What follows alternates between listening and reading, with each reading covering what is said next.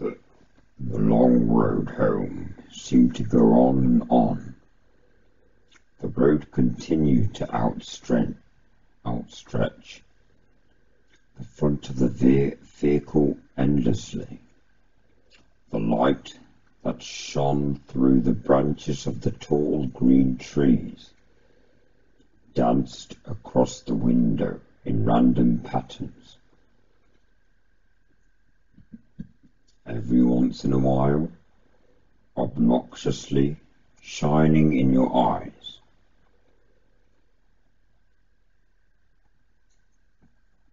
The surrounding was full of deep grass, trees,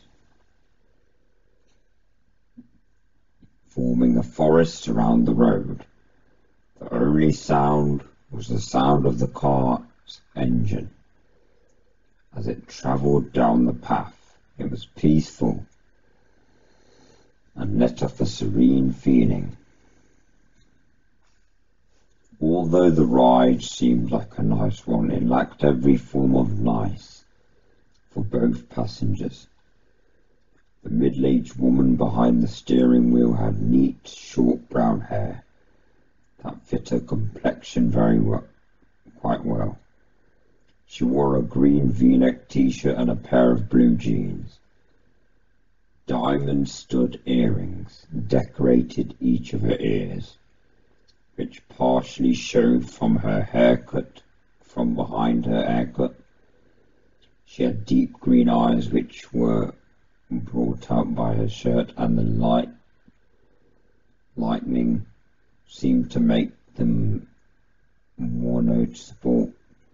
There wasn't much significance to her appearance. She just looked like any average mother that you would see on a TV show and such.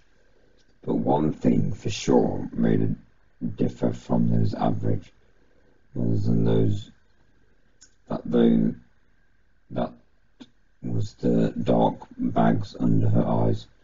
Her facial expression was gloomy and sad, although she genuinely looked like one who smiled a lot. She would sniffle every once in a while and occasionally glance back in the rear view mirror to look back at her son in the back seat, who was hunched over partially, his arms held tight round his chest and his head pressed against a cold window. The boy lacked any normal appearance.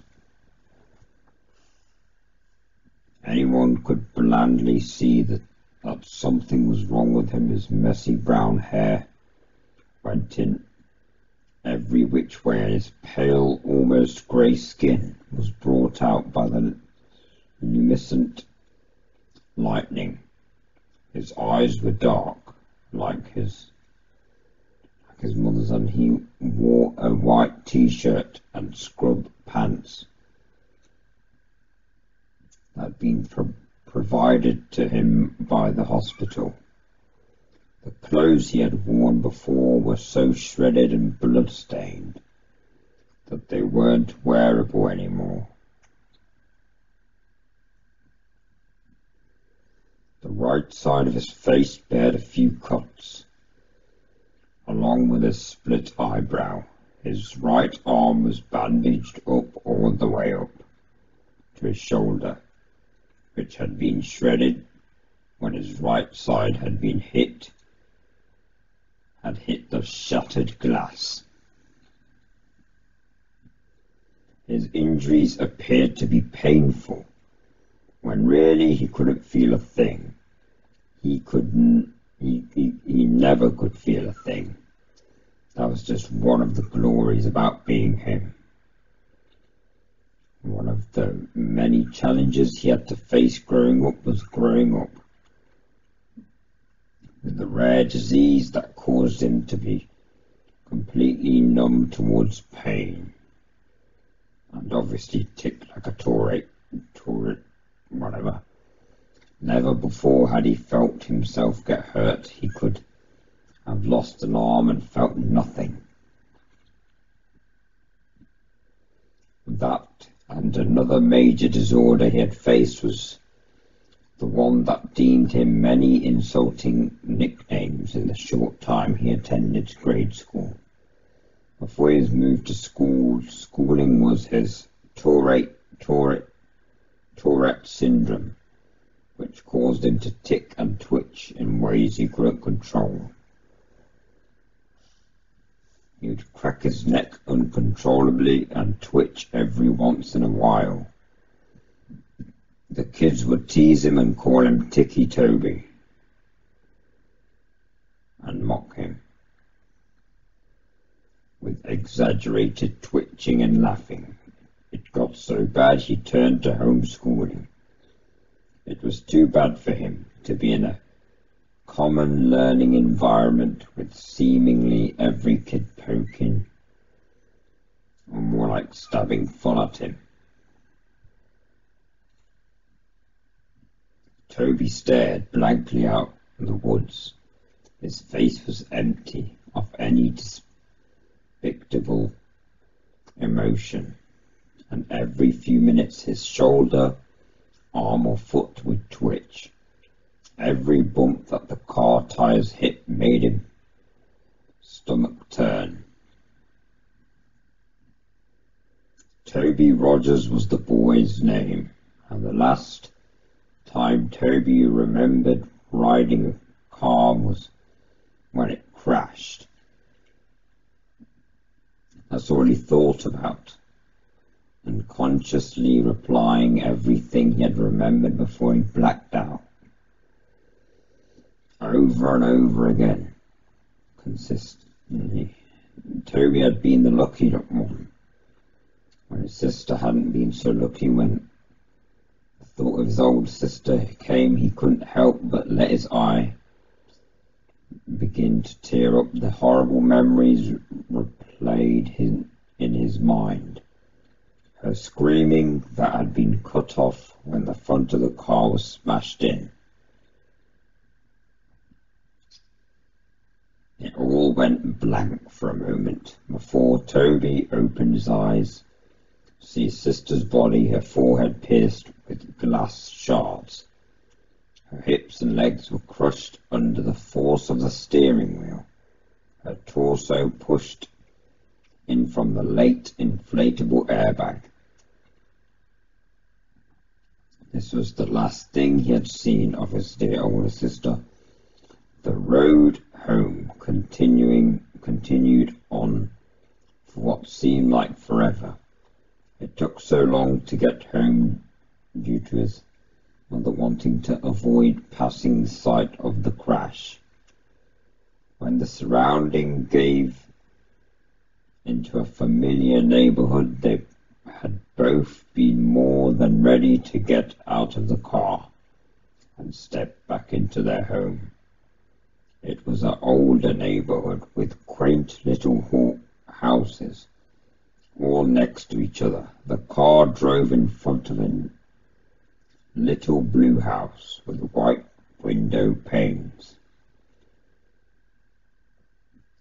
They both quickly noticed the old vehicle that was parked in front of the house, and the familiar figure who stood out in the driveway.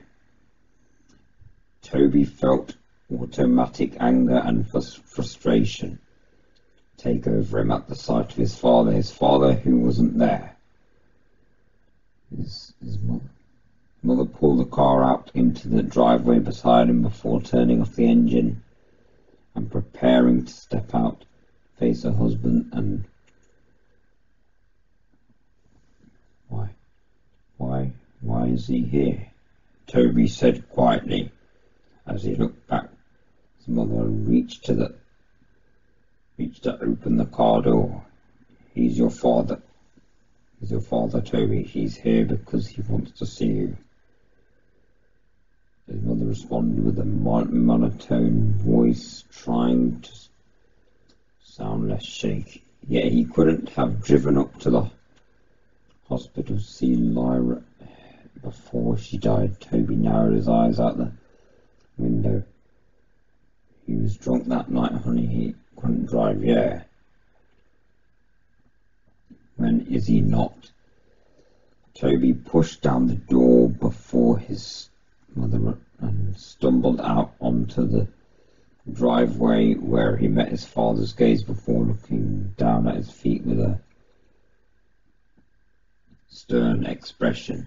His mother stepped out behind him and met her husband's eyes for walking around the car. His father opened up his arms and expecting a hug from his wife, but she walked past him and put her arm around Toby's shoulders and influenced him to begin walking inside. Connie, husband, had to say under a raspy voice, what no welcome home hug her. She ignored her husband's obnoxious words and walked past him with her son under her arm. Hey, he's 16, he can walk by himself. His father began to follow them in. He's 17. Connie glared back at him before opening the door to the house and stepping inside. Toby, why don't we get you in your room to rest? Okay, I'll come get you. When dinner is ready. No, I'm 16, I can walk myself, Toby said sarcastically, and glared back at his father before stumbling up the small staircase and turning into his room, when he slammed the door violently. His little room didn't have much in it, just a small bed, a dresser, a window, and his walls had a few framed pictures of his family back when they were a family before his father became an alcoholic and acted violently towards the rest of his family. Toby remembered when he was arguing with his mother and he grabbed her by the hair and shoved her to the floor, and when Lyra had tried to break it up, he pushed and hit her back on the corner of the kitchen counter. Toby could never forgive him for what he did. His mother and sister never. Toby didn't care how much his father beat him down, he couldn't feel it anyway. What he did care about was how he intentionally hurt the only two people he cared about, and when he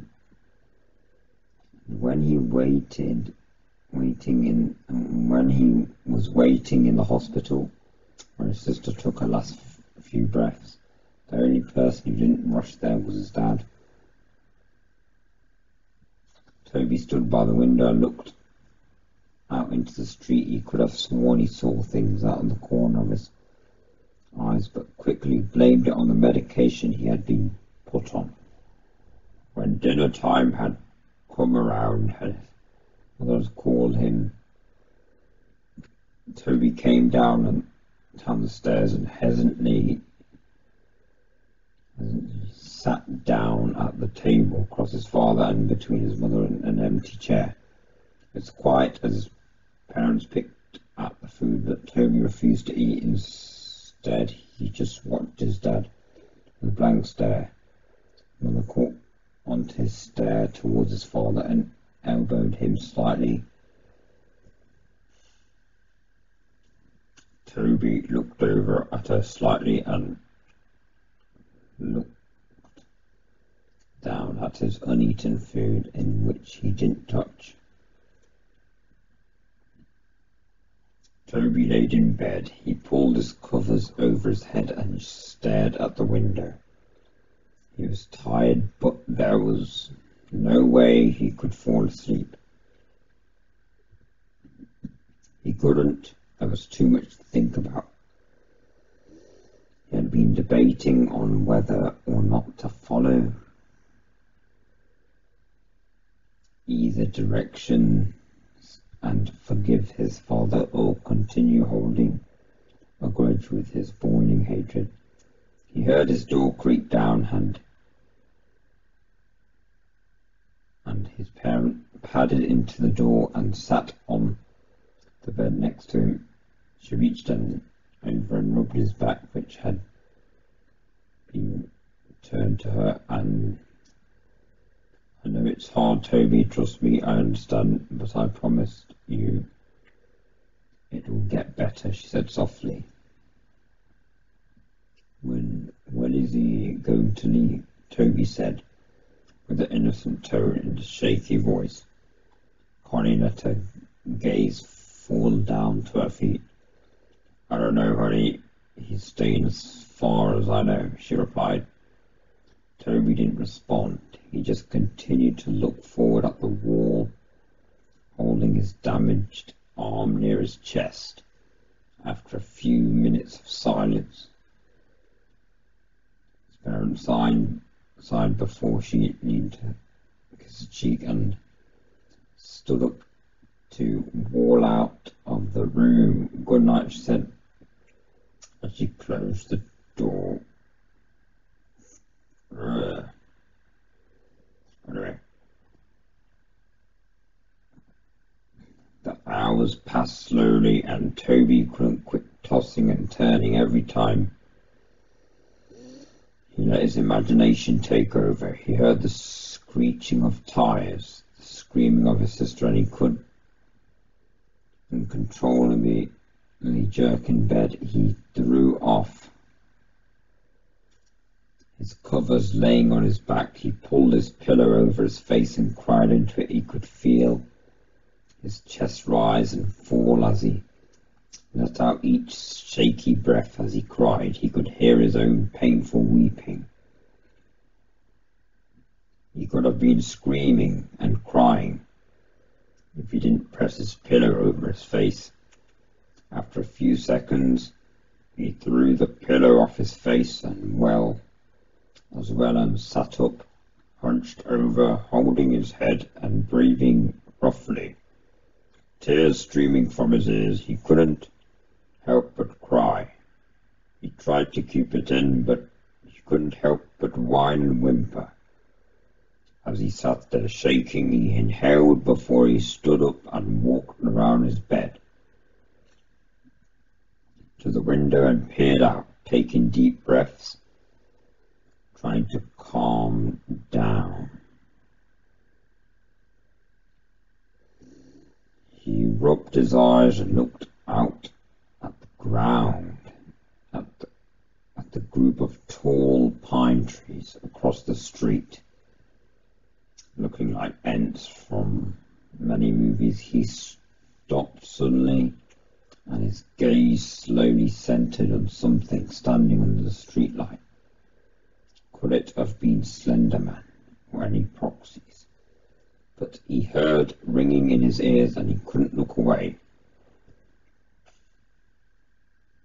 The figure stood beside the street light, about 2 feet shorter than it, long arms draped at its side as it stared up at him with non-existing eyes. The figure had no features whatsoever, no eyes, no mouth, no nose, yet it held Toby's hypnotizing stare, seemingly peering into his very being. The ringing in his ears grew louder and louder each second. He stared before suddenly it all went black. The next morning, Toby woke in his bed. He felt different. He wasn't tired at all. And when he consciously woke up, it felt like he had been lying there awake for hours.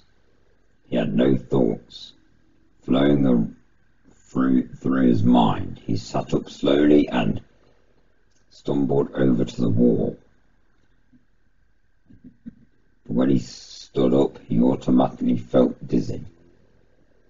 He stumbled to the doorway and walked down the stairs. His parents were sitting at the table. His father was in tune with the small TV and sat on the countertop.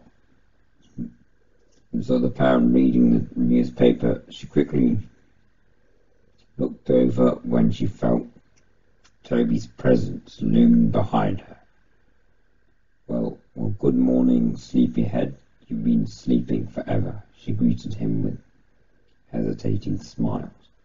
Toby slowly looked over the clock and noticed that it was 12:30. made you breakfast, but it got cold and I was going to wake you, but I felt you needed sleep. Her expression fell from happy to worried. Son resented, responding to her, "Are you all right?" Toby stumbled over and sat by his father as he felt as if he was on idle and had no control over his actions. He was seeing everything he did, but it didn't seem to register in his brain properly. He reached out to his father's arm, but his hand ended up getting slapped. His father turned to him abruptly and pushed the chair over with his foot. Don't touch me, boy," he yelled. Mother stood up. "All right, knock that off. That is the last thing we need." The days went by and things continued on as they were. As like a social. Never mind. Connie spent most of her time cleaning up the house, and her rude husband spent most of his time wandering around. It was just how it used to be before the crash, but if you looked properly you would have seen Toby transforming into something what looked like a psychopath. But anyway, Toby never really left his room. He would sit by his bed and tremble. His mind would wander,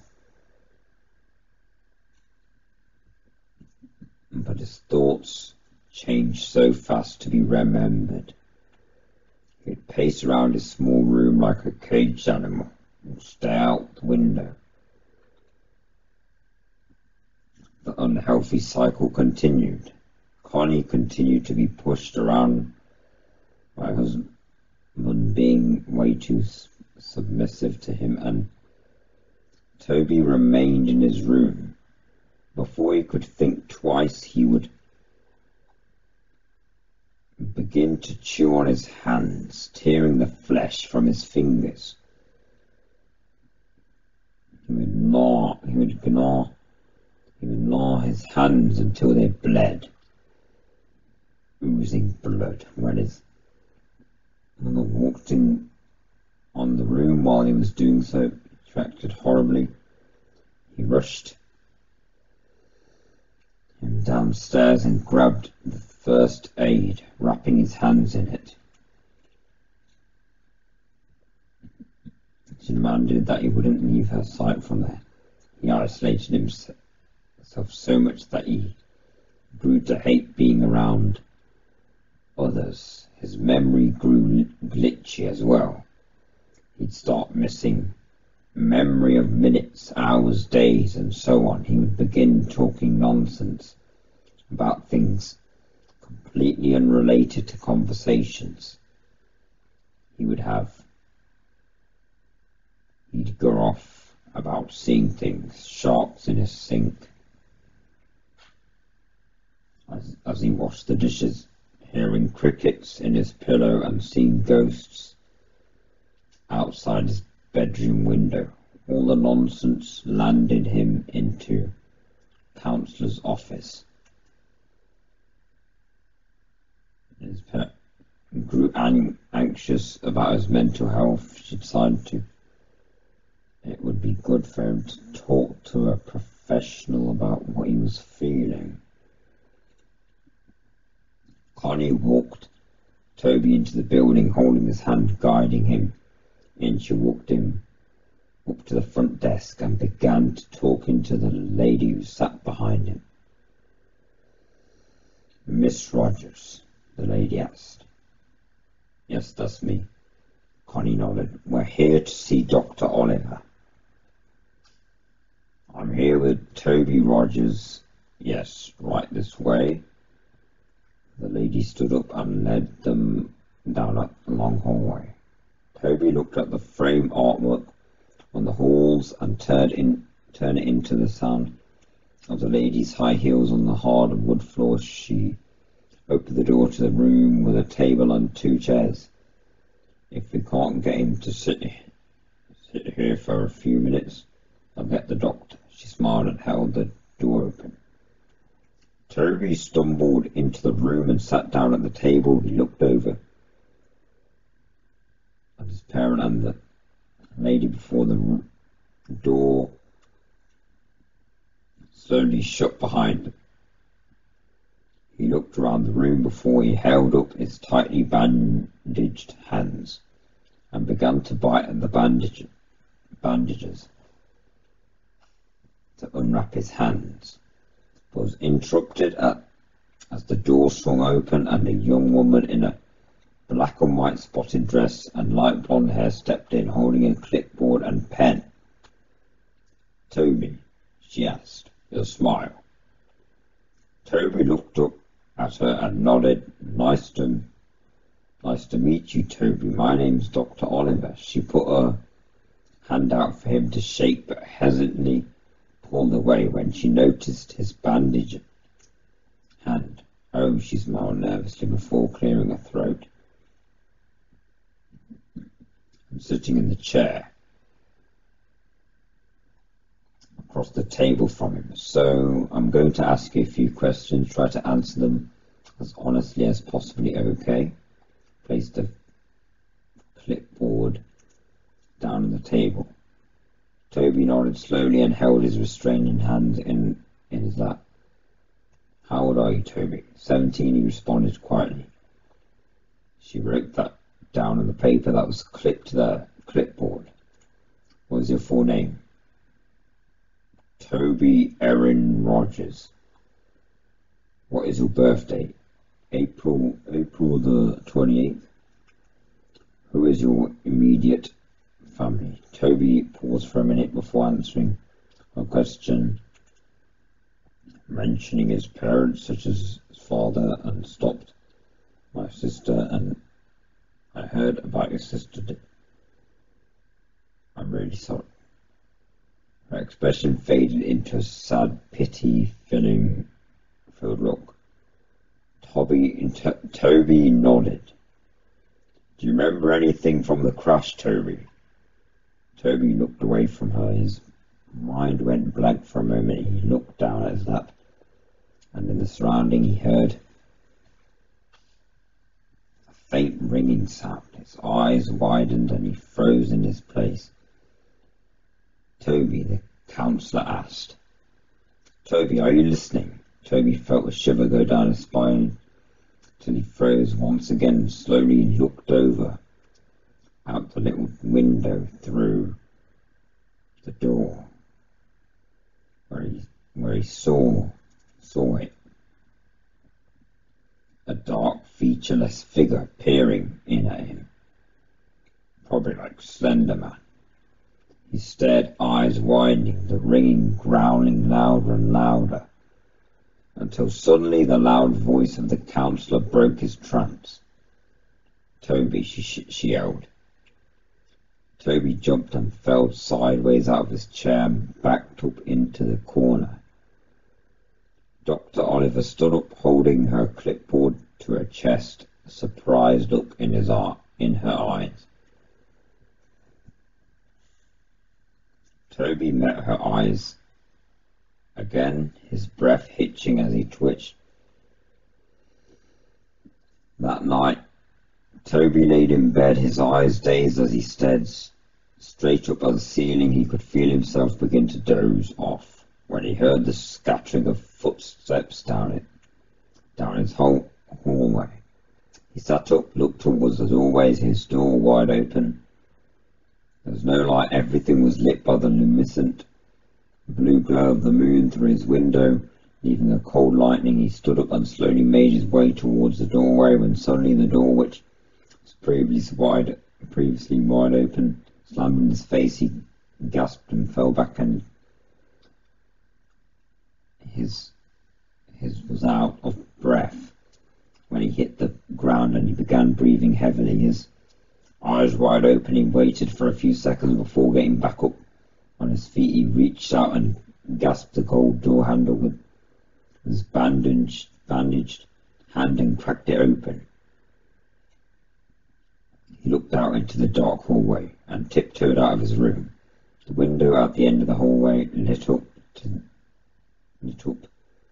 the darkness in blue moonlight. As he paddled his way down, he could hear footsteps rustling around him and faint giggling led by the pitter-patter of small feet, which sounded like children had run in front of him, giggling and running around. The hallway was a lot longer than he had remembered. It seemed endless, like the ride home from the hospital. He heard a door creak in front of him.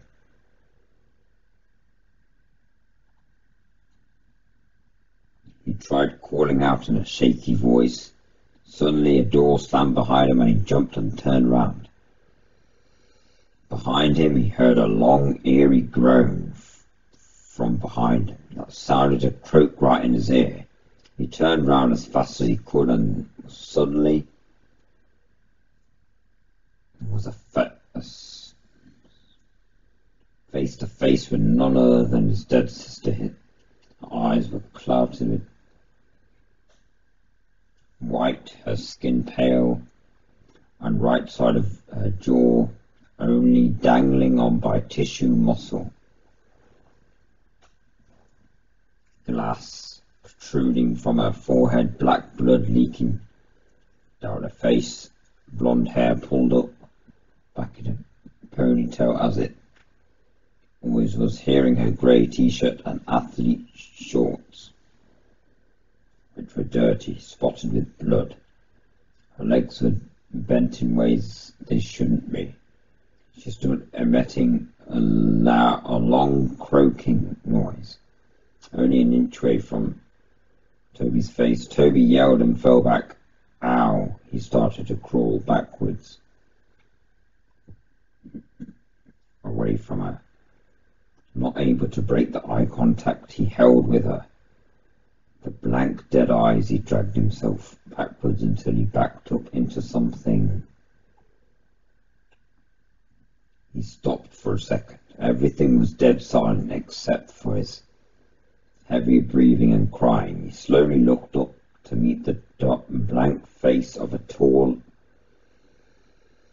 dark figure that stood over him.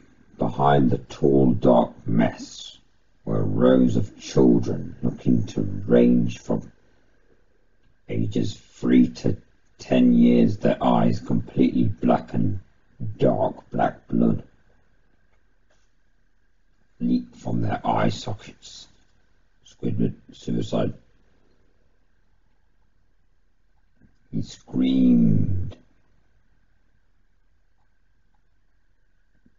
He screamed and stood up as fast as he could, only to be tripped by a dark black tendrils that wrapped round his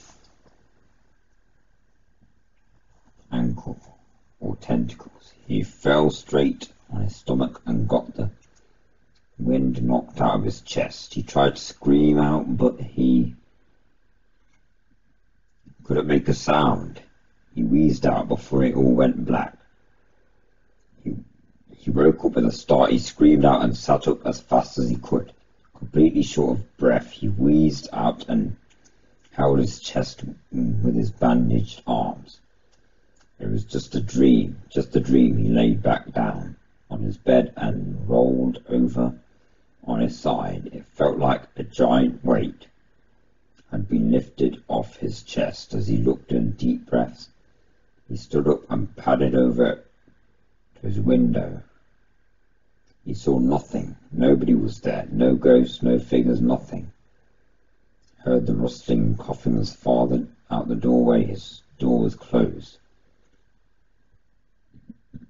He walked over and opened it, looking out into the hallway once again. Padded down the hallway and into the kitchen, where he found his dad standing and having a smoke in his living room. Toby waited a second and watched him from around the corner before a burning feeling started deep in his chest. Deep boiling anger took over him. He heard the imaginary voice in his head. "Do it, do it, do it," they chanted. He turned away and held his arms. He felt like he actually had control over himself, and like he did for the past few weeks. Since he got home from the hospital, he actually had complete thoughts for just moments before they were clouded by the chanting of the little voices in his head. "Kill him! He wasn't there! He wasn't there! Kill him! Kill him!" They continued, and Toby trembled. No, he wasn't going to do it. What, was he going crazy? No, he won't kill anyone. He can't. He hates his father, but hate. No way he was going to kill him. That was it. The last thought he had before he fell into an idle state once again.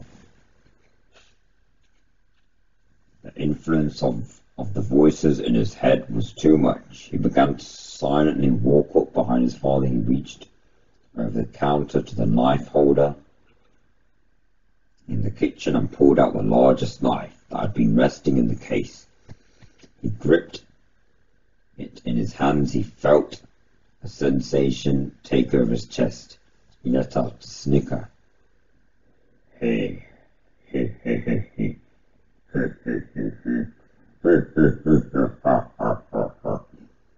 He began laughing so hard he had to gasp for breath. His father turned round abruptly before he felt a brute force shove him to the ground. He grunted as the hair was knocked out of him. "What?" He looked up at the boy who stood over him, grasping the kitchen knife in his hand. "Toby, what are you doing?" He went to sit up and put arms out in front of him in self-defense, but before he knew it, Toby was on top of him. He went to grab at his neck, but his father reached out and blocked his hand by grabbing onto the wrist. "Stop! Get off! Get off me, you little fucker!" he yelled. And with his other hand he threw off, sent a punch towards Toby's shoulder, but he didn't stop. The look in Toby's eyes was not sane. Like a possessive state, it looked as if a demon had taken control over him. He yelled back and went to stab the knife into his father's chest, but he blocked him and grabbed onto his wrist once again.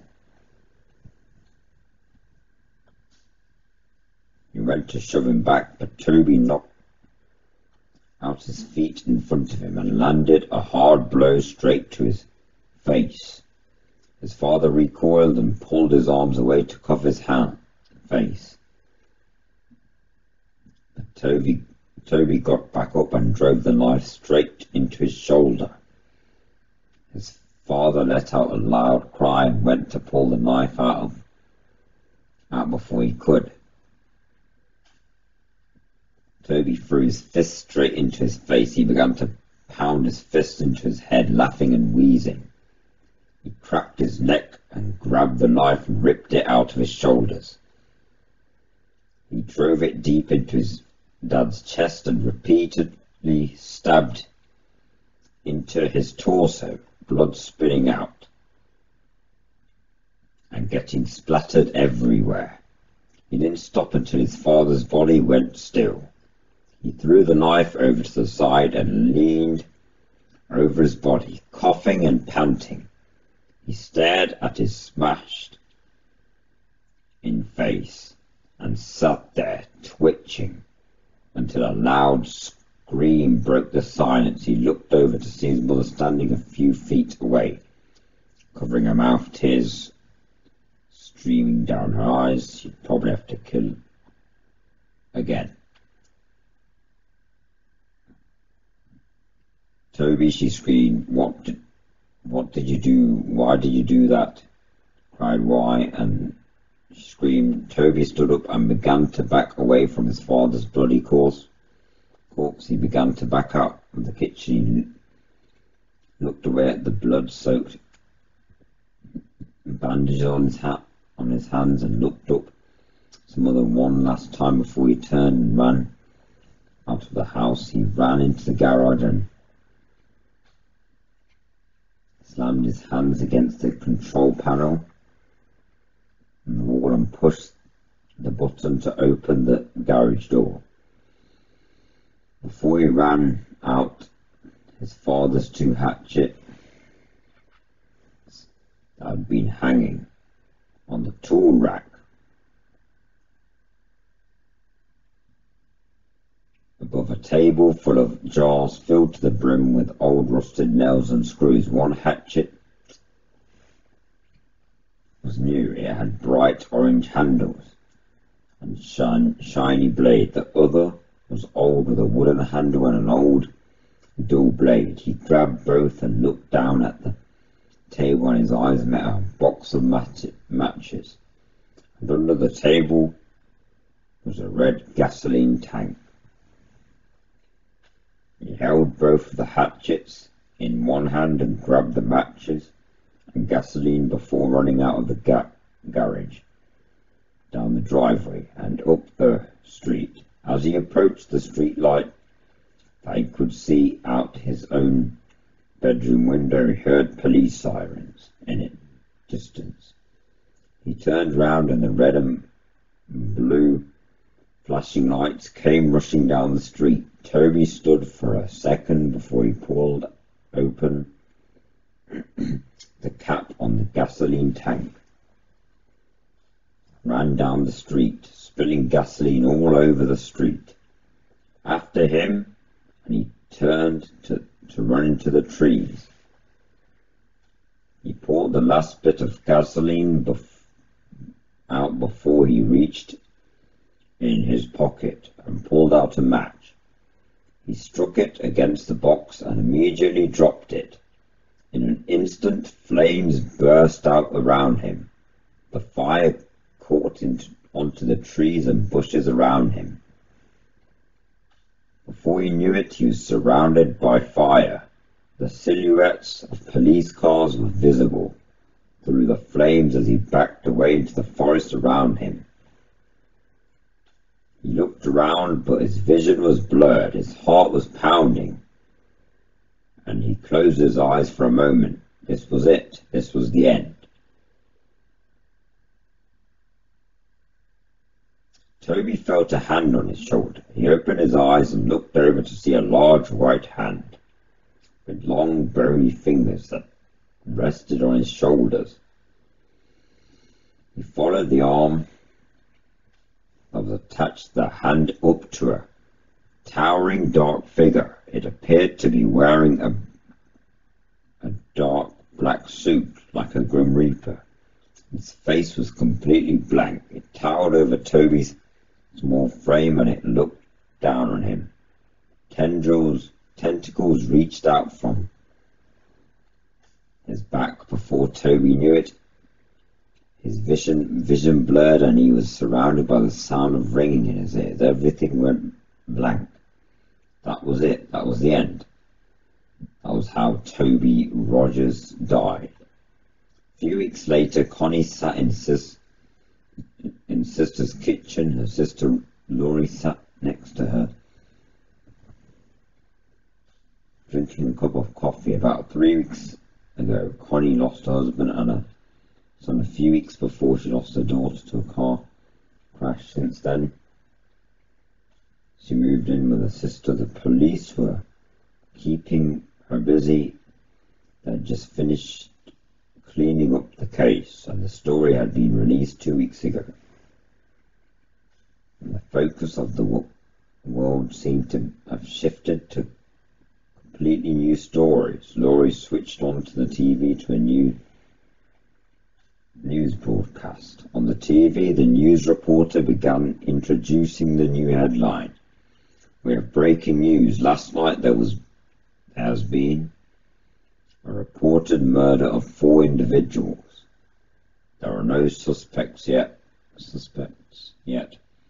but the victims were a group of middle school children who had been out in the woods late last night. The kids had been bludgeoned and stabbed to death. The investigators had discovered a weapon at the crime scene, which appears to be an old, dull-bladed hatchet. As you can see here, the picture changed to show a snapshots of a weapon exactly as it was left on the crime scene. Investigators had pulled the name of a possible suspect, Toby Rogers, a 17-year-old boy who a few weeks ago had stabbed his father to death and tried to cover up his escape by setting a fire in the street and the forest area around the neighborhood. Although they had believed the young boy had died in the fire, investigators suspected that Rogers may still be alive due to the fact that his body was never